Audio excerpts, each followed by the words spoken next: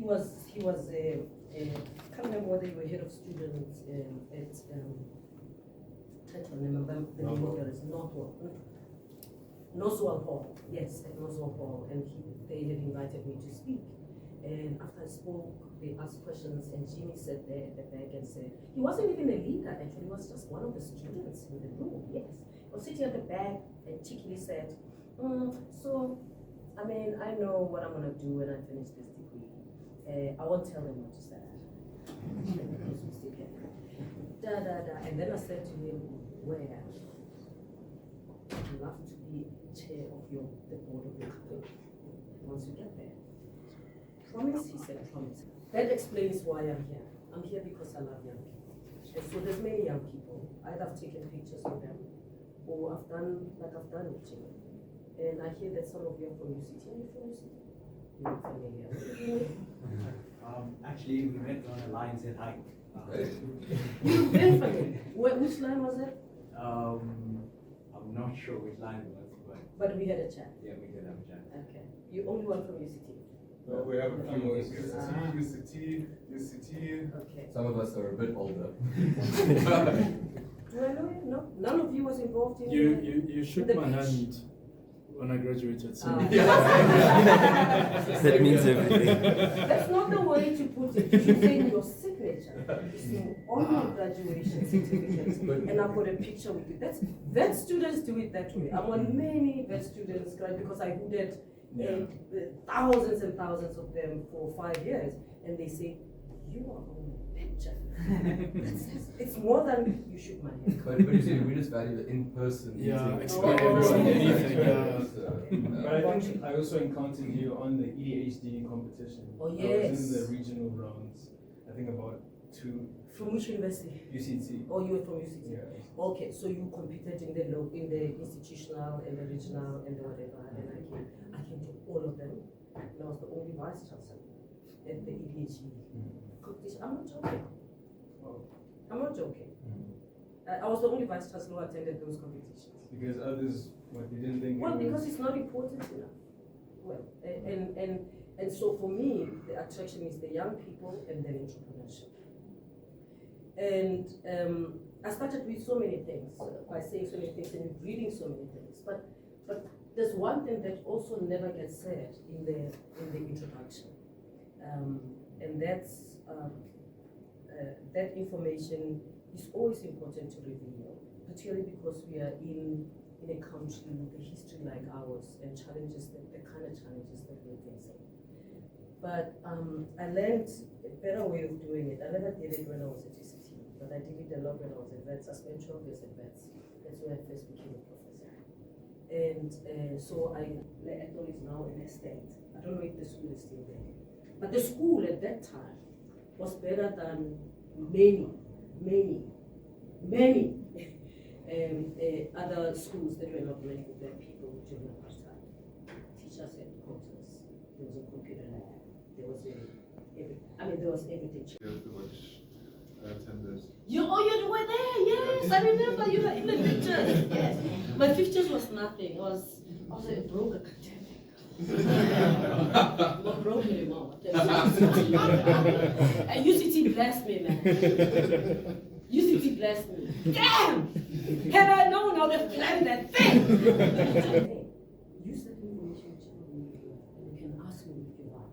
But the point that I wanted to, and I hope you're not going. Like, maybe his weight is like, she hasn't started yet.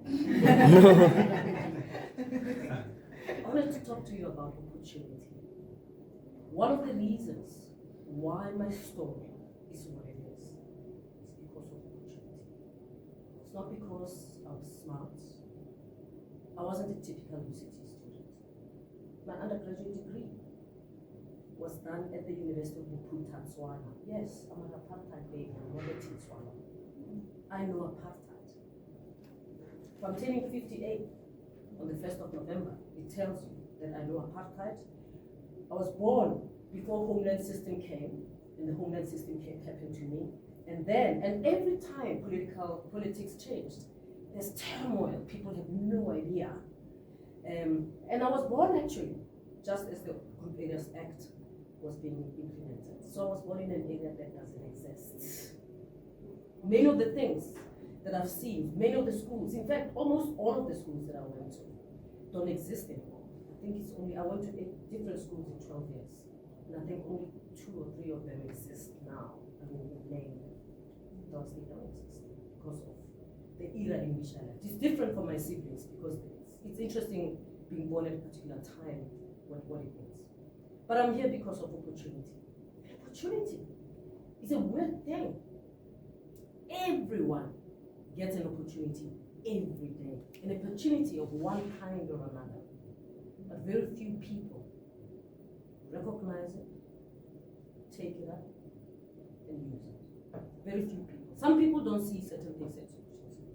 Let's take for example, you came in here this morning with other people. I don't know how many of you are sitting here. Maybe you know each other already from before. I don't know. But let me tell you, every encounter you have with anyone is an opportunity. You just never know when the person will have the key to the door you want to open. This is the reason why, when UCT blessed me and I walked out, within a week someone called me. Someone who doesn't know me. Someone who knows me called me and said, someone who doesn't know you wants to talk to you. Can I give them your number? I had a lot of calls. A lot of people knew me, but some people didn't know me. And this person said, please come and join me. Come and work with me. I don't know what you should do with what I'm doing, but I'm an entrepreneur, I'm doing certain things. I've been watching, I actually think you're damn smart. And I like the way you use opportunities. Please come and join me. I know I need someone with your skills. We'll figure it out after the year. And I promise you within a month I knew why they had called me. They'd seen their weaknesses, and they'd seen that I'm strong at those things. And every little thing they can do, I can do in a jiffy time. And it's not academic, it's not writing a paper, it's not solving an equation. So, every moment in your life is filled with opportunity. Who's watching, who you're talking to, what you're doing, every moment. But here's the thing about opportunity as well. Opportunities never look perfect, you know. I love young people. I work with young people all the time. And I don't know how many young people have shown me the middle finger, even when I'm trying to be kind. You know, when you're an academic is fine. Once you become dean, deputy vice chancellor, it's like you're the enemy. Even when you are nice to people, right? You are the enemy. I don't know how many students I have paid fees for. A lot. I've paid fees for. I continue to pay them today. I have a foundation. I donated 10% of my salary to city to pay for Black African women postgraduate students. Even those that I have supported financially in their studies, I don't know how many of them can show me anything. That says to me, young people don't understand the value and the power of opportunity. Here's the thing, opportunity is never perfect. Why didn't they do this? Why does she pay me for me and then she tells me which rest to stay at? Because you want to design your own opportunity. Well, you can't. Right? And that's what I meant I wanted to get at. I didn't even know to name it, what to name it. All I knew was her job. All I knew was she was my professor. And so, when I took the opportunity to be a research assistant, my friends said, damn, in the New South Africa, you are used by white people. I was the only black person in the team. When you're a research assistant in a research team, you do everything with the research team. At least that's how I understood. I made coffee. I collected the readings. I made up the room. I organized the desks. I asked, coffee or tea? I packed the boxes when we went to collect data in Limpopo, in Giyani. I drove Because yes, I was married with a baby. I got married at bloody 22. I know. I was a model kid. I was a model kid. Everything. I nailed everything. Not at the level of the UCT, of course. but I was a model kid, and being a model kid meant that at 21, I was a graduate. I was earning more than my mom, remember, the domestic one. She didn't even have a trip back.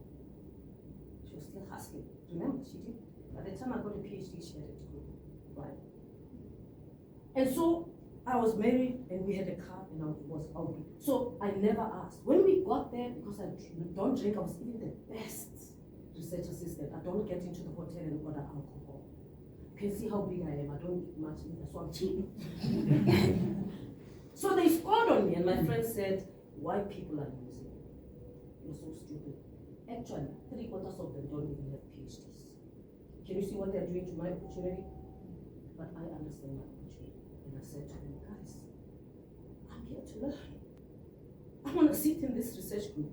Because I'm part of the research team, and I'm doing I did everything. So when there's a paper to write, I would start it. And then other people would come. So at the end of the project, we produce a book. I co-authored 3 books. But because I was such a runner, you go to every conference because we have a paper to present. By the time I finished my PhD, I presented at international conferences and everything. I knew the opportunity. I said to my friends, by the time I'm done, I will know everything that Professor Edler knows. How to run a big research project, how to mobilize funding, how to supervise students. I want to be a top academic and studying at vets is the way to go. And this is my way in. I had taken leave without pay from the NGO. I never went back. I made sure that vets doesn't let me go. And they didn't. They offered me a job. What job? Tutor in the math department. Not lecturer, did you know it? I took it. I took it. I took it. When an opportunity for promotion to be senior tutor comes, I was there. So, why? You couldn't recognize the opportunity. The people around you might not recognize the opportunity. The people with you, even the people who love you the most, might not recognize it. You must be the one who recognizes it.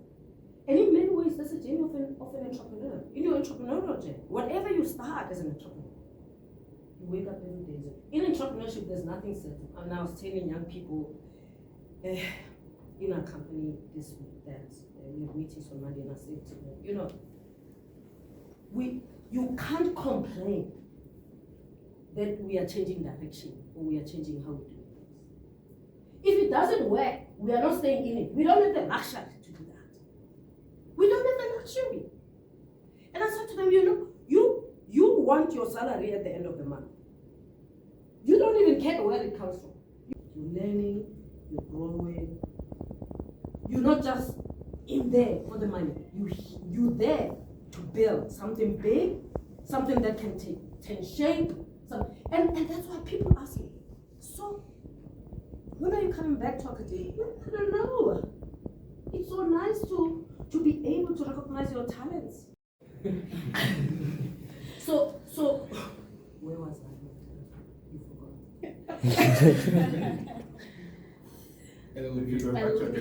You get many emails from young people. I get many emails, and the latest one that I got, and of course people think I'm rude, I'm harsh, I'm a bully. Thank God he's So this young person says, I qualified as a law degree and now I'm an advocate. But you know how you become an advocate in this country? You can go to the bar, you did law, and you can spend 2 years at the bar, or 1 year, but you don't get a salary. You're intitulate. It's a period of humility. You must work under somebody, and then you qualify, right? Many people don't do that. They go. Then, you know what I'm talking about, and then they get the title. But many people don't understand this thing, that everyone who calls themselves advocate, they didn't necessarily go through the whole process. So she writes to me and she says, I'm an advocate and I still don't have a job, blah, blah, and it's been so many years. So I write to her and I say, I'm so sorry about the situation, but I want to tell you my story. I have a doctorate in an area of high demand in this country. I have 2 honorary doctorates from top universities in the world, not in the country. University of Bristol, hello, and University of Ottawa.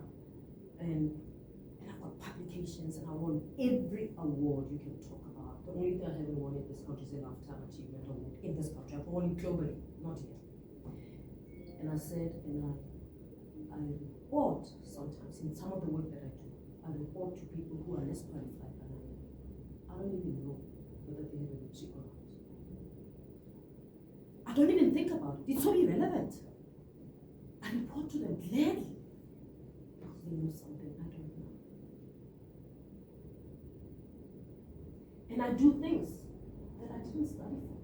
I do them because I recognize that I've got a competitive advantage. I have a pretty face. Yes, it does work. It's an unfair world. It's not fair, guys. And every woman is pretty. You can make yourself pretty. If you don't know, I can teach you. So I recognize that I can make myself pretty. And I know it sells. And I know that they'd rather have me on TV than somebody else. And I do have a banging personality. I'm drawing on it. And so I'm drawing on the things, the talents that I have, and my competitive advantage. And I said to her, and I'm making an award. What is it besides your degree? Makes you competitive, I asked her. What is it besides your law degree that you can do, that you think other people can do, or you can do better, or in better time? What is it? In the end, I said, so I want to ask you to start by dropping the 3 letters ADV in your introduction. And from now on, when you write emails to people, start telling them that. Maybe doing that will help you recognize that. You know this thing? I said, it's possible that you are never going to represent anybody in court. Nobody wants to tell her this. You can say, I'm nasty, whatever, but I'm telling you the truth. As soon as she hears it, the bell. Now, if you're an entrepreneur, you've got to recognize what's your competitive advantage, what is it you know, and move with the times. I can't be stuck in the fact that I refuse. So of course, when the opportunity calls, I wear it. And the VC one, you go home with it, right? And every VC goes with a blue card. So I have it also. But it doesn't pay the bills. It doesn't make you happy. It doesn't make you fulfilled. So, as you start this journey of yours, I hope you recognize the opportunity. I hope you milk it. You don't only use it, you milk it ethically and well. I'm happy to take your questions.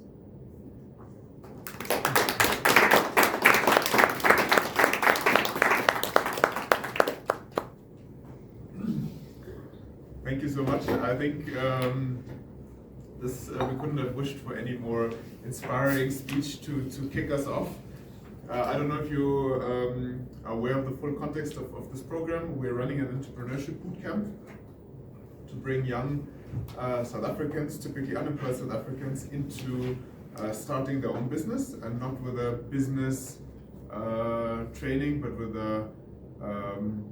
overcoming challenges. As an entrepreneur, you know, being resilient, overcoming resistance, not giving up, hearing other people out, changing your approach, and selling yourself, selling your business idea, I believe are the most important aspects. I didn't mention them in my speech. Thank you. Yes. No, but I think your speech does indeed capture them very well. So this is the objective of the training, and I think your speech was the perfect gateway into our next 2 days. So thank you so much. We do have a little thank you for you. They don't have questions there, Oh, yes, of course. I have a The question. most important part, yes. It's a bit unrelated, but I'm wondering, how do you manage to have so many mentees? I know 2 that you have. I know Debuhoma Busela and Kidireze. And they... Kidireze from Karabu? Yes. Okay. And they're on very different stages in their career, and I presume you also keep in touch with Jimmy. And I'm sure there are other people who you keep in touch with. How do you actually manage to keep all these mentees relationships in a good condition? I mean, there are different candidates' relationship and I comes for a long time. So candidates would actually help me mentor some of the people because she's a qualified CA and she's got international experience and she's got everything.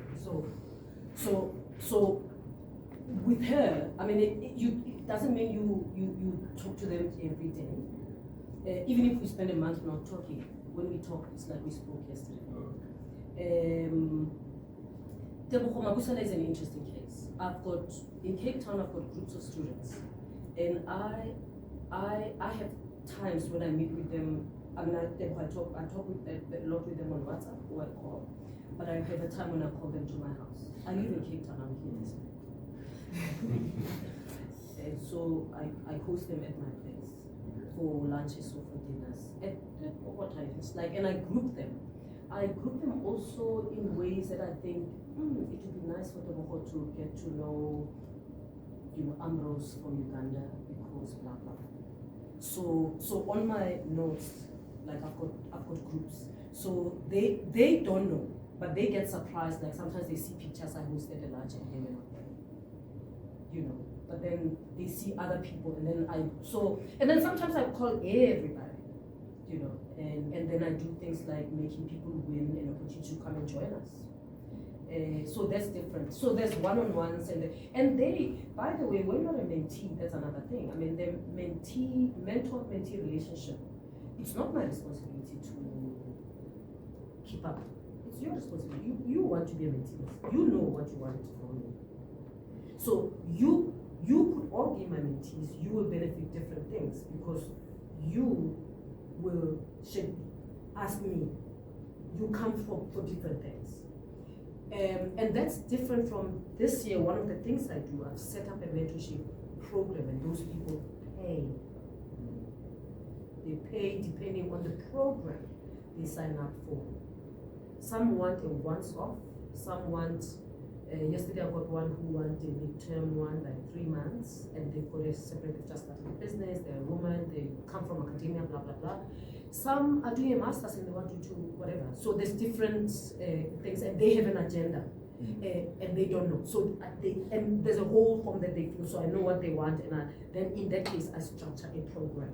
But Tebogo, Kitimet, whatever. And I'm crazy a little bit. I mean, I went on Instagram a few years ago, I was at UCT. I went on Instagram.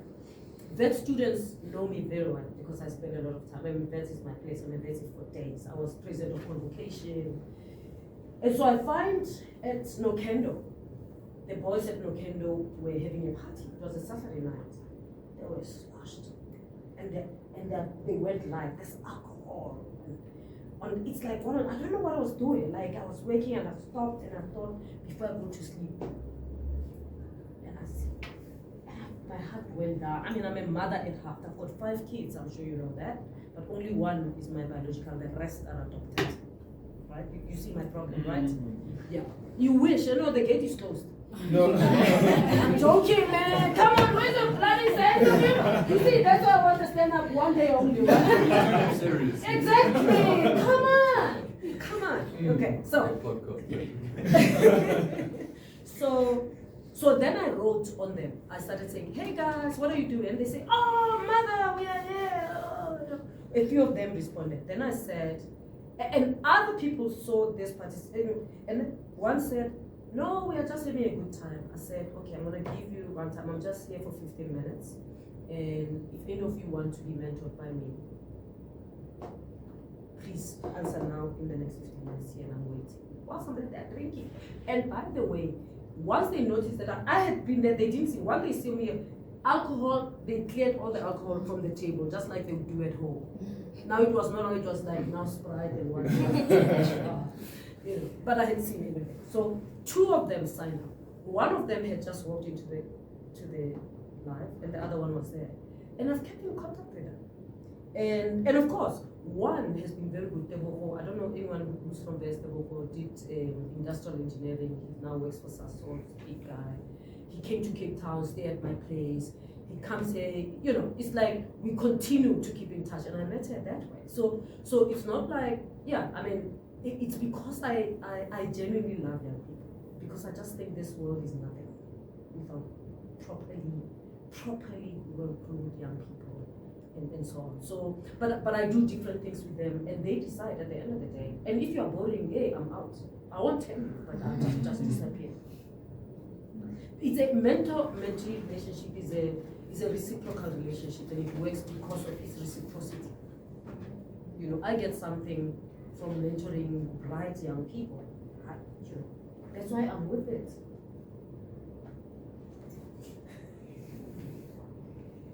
No, that, Which other questions? Or Patrick, you wanna? no, that was it. Thank you. I actually have a question. I think something you're phenomenal at, right, is like, you know how to use your brand and your personality in like exceptional ways. Thank you. How do you think about that? Like, how intentional, I'm sure it is, but like, how do you go through the process of like crafting like this brand that you want to be known for and then getting it out there? Like you're saying, there's resistance coming from different sides and people pulling the finger at you. But how do you, I suppose, how do you think about that process of building your personal brand? You know, by the way, my children would say I'm not good at that. My youngest son has been asking me to rebrand. But I think it's because I've accepted that this is who I am, and I've had criticism for long, because as you can see, I'm small. So when we were young, and I went to school at 5 going for 6, so you always were small, and so you ridiculed after because you are short. So Skoroti, don't know, you know, if you're from Victoria, you get those names, you know. I'm from Harambo, by the part of my life. So I've lived so much with, like, I was just never good enough. I was never smart enough, never pretty enough, never this enough, never. And then I got to a stage, because my mother kept saying, other people are scared of you. You must go. And I thought, you know, this is it. This is it. So whatever they ridicule me for, or whatever, I'm going to use it. I'm going to use it. You'll notice that on social media, some people thought, the reason why I'm so open about my age, some people thought I'm hiding my age because I look perfect. They thought I'm ridiculous. I'm hiding my, no, I'm not hiding my age. No, I'm doing you a favor. I don't want 25-year-olds to commit suicide. No, I'm not. So, they started calling me Gogo, some of them. And then I was like, no, Magriza. So I put a post saying, Magriza. I'm on the cover of Bona magazine this month. Did you see? Did you see me? I look smashing, right? That's me on my map. And of course, when I do this at UCT, there's no sense of humor. They say I'm a narcissist. And I'm wondering how a narcissist gets to raise such well-rounded boys and one girl, right? Who are doing phenomenally well and they're normal and none of them are, otherwise, but for me, I think it's accepting who, what I am, the weaknesses, warts and all. I do think about it. I do think about it, and you would have seen that.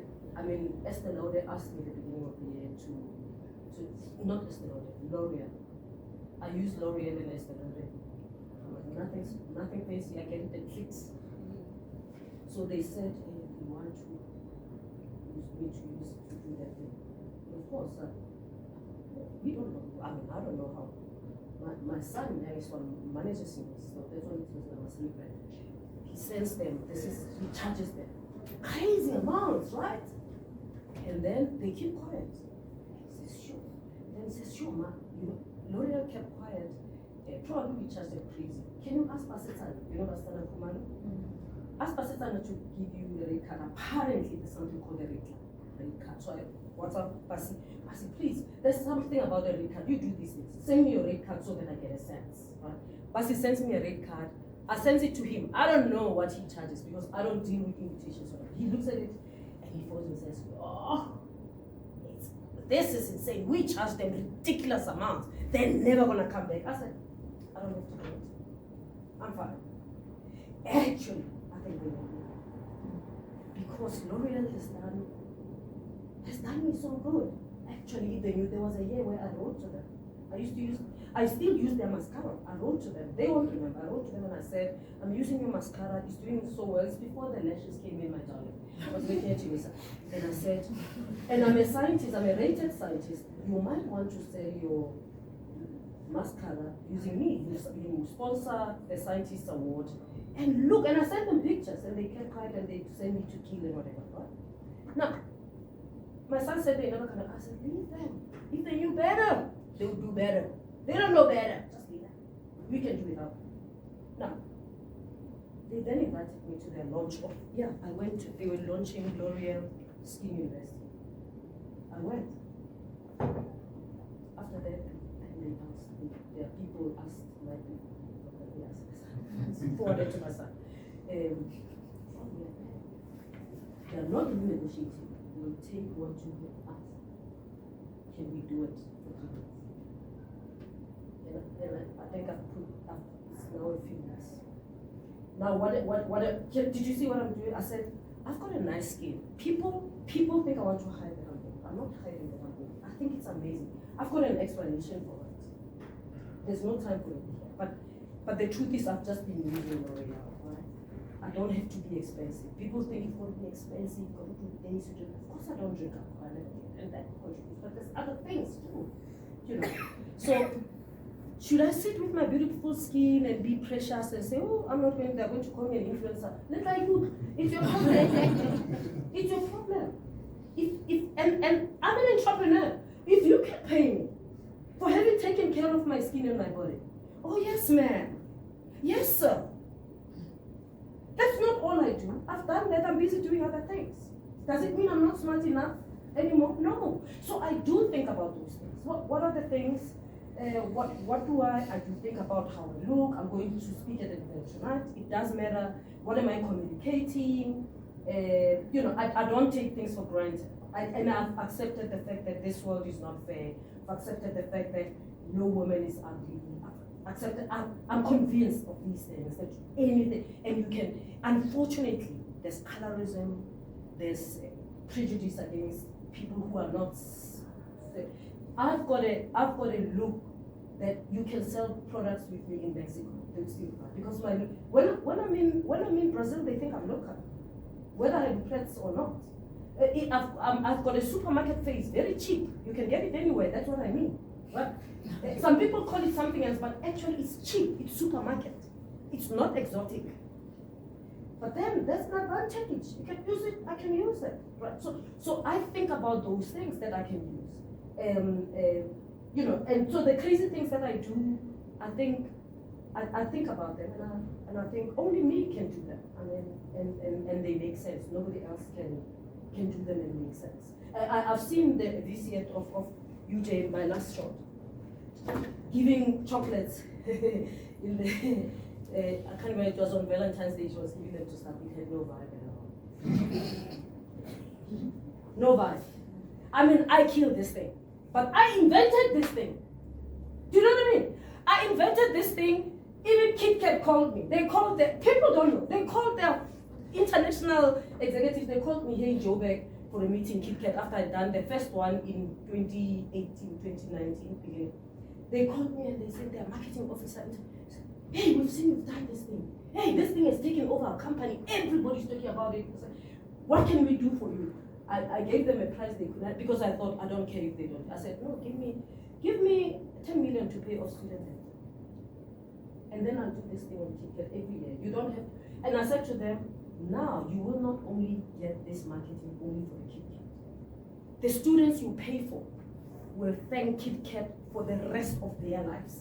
They didn't buy my stores. And I thought about the fact that what if they don't give, I should ask them for little money.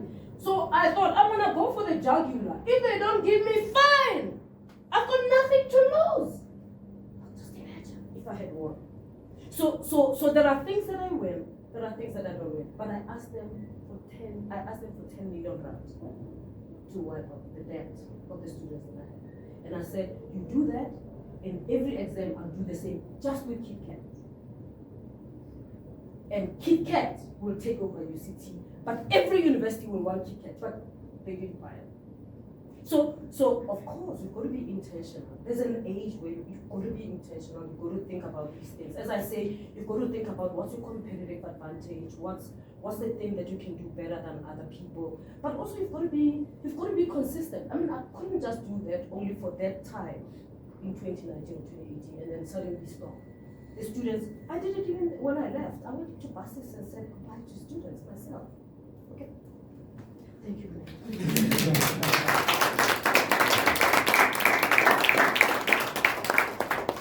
I'm so glad to have you.